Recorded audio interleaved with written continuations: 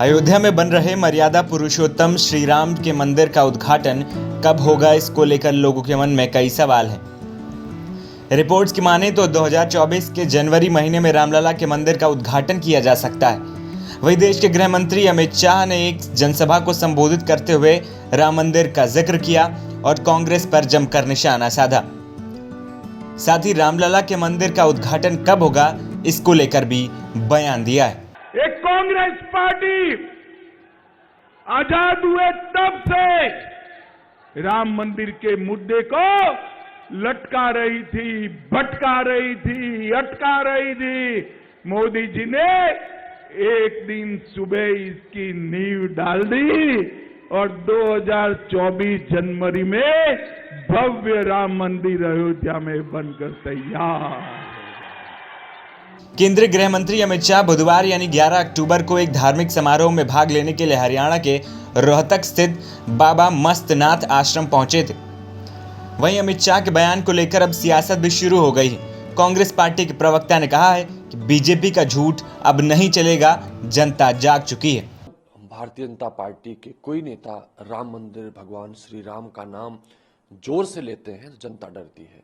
वो समझ चुकी है जिस तरह से रावण की रक्षा के लिए, लंका राज्य बचा रहे उसकी सुरक्षा के लिए कालीनेमी ने जोर जोर से भगवान श्री राम का नाम लिया था, तो लोगों को याद आता है निश्चित रूप से कर्नाटक के चुनाव के बाद से जिस तरह से हनुमान जी ने कालीनेमी को हटाया था जोर से पाप के लिए राम का नाम लेने से, कर्नाटक से जनता जागृत हो चुकी। हनुमान स्वरूपी जनता भारतीय जनता पार्टी के उस नकली राम भक्ति को हटाना चाहती है। जनता समझ गई है, अब इनके कोई भी इस तरह के हथकंडे नहीं चलेंगे, क्योंकि जनता ठगी गई है।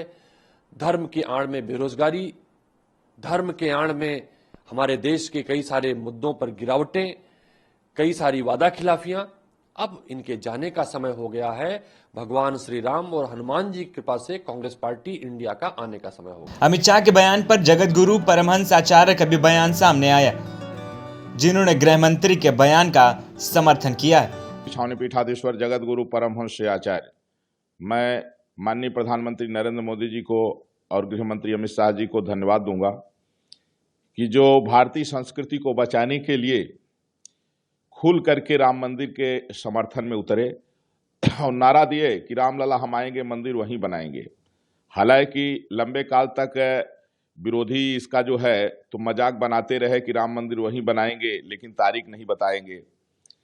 लेकिन भारतीय जनता पार्टी अपना काम करती रही और एक दिन राम मंदिर का जो है जजमेंट आया और राम मंदिर का निर्माण कार्य शुरू हुआ। आज राम मंदिर जो है लगभग तैयार हो चुका है।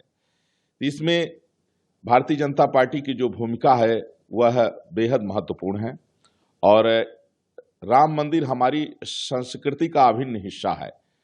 भारतीय संस्कृति जो है तो मर्यादा पुरुषोत्तम भगवान श्री राम के पावन चरित्रों पर आधारित है। इसलिए राम मंदिर राष्ट्र मंदिर है और प्रभु श्री राम मानव मात्र के आदर्श हैं। इसलिए भारतीय जनता पार्टी ने मानवता को बचाने के लिए, भारतीय संस्कृति को बचाने के लिए राम मंदिर निर्माण के पक्ष में संघर्ष किया और आज राम मंदिर अगर बन रहा है तो सर्वाधिक श्रेय जो है तो यह माननीय प्रधानमंत्री नरेंद्र मोदी जी को जाता है।